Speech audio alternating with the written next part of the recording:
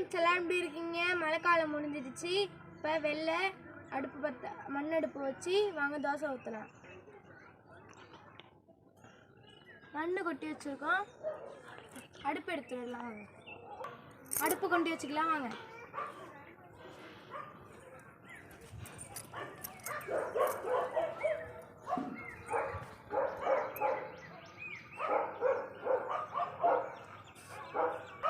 தடவை எடுத்துகிட்டு வந்து வச்சுக்கலாம்.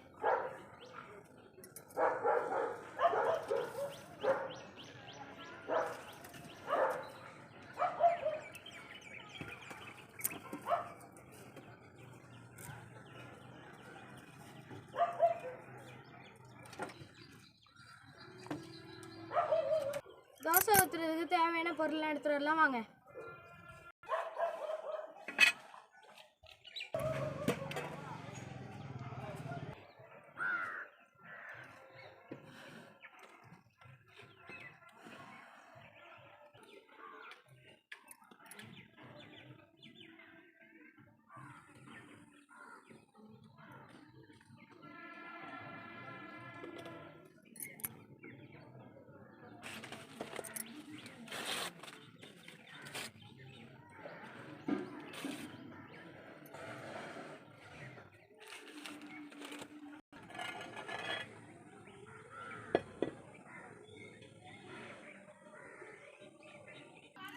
அடுப்பு பற்ற வச்சு தோசை கல் வச்சாச்சு. இப்போ கல் நல்லா காய்ஞ்சிட்டு இப்போ தோசை ஊற்றிக்கலாம்.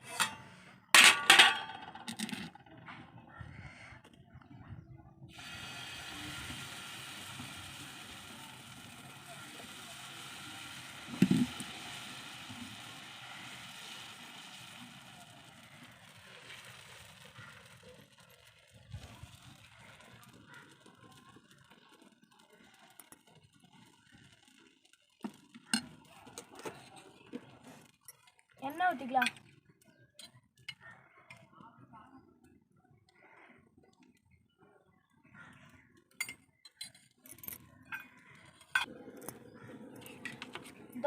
தோசை வெந்துட்டுருக்கு. அம்மா அம்மியில் நல்லா சூப்பரான பூண்டு சட்னி அரைச்சிருக்காங்க. சட்னி எப்படி இருக்குது பாருங்கள். தோசைக்கு இதுக்கும் சூப்பராக இருக்கும். தோசை வெந்துட்டு திருப்பி போட்டுக்கலாம்.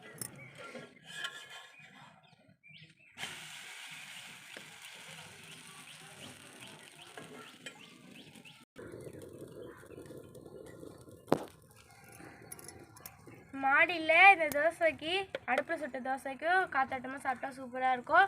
வாங்க தோசையை சாப்பிட்டு பார்க்கலாம்.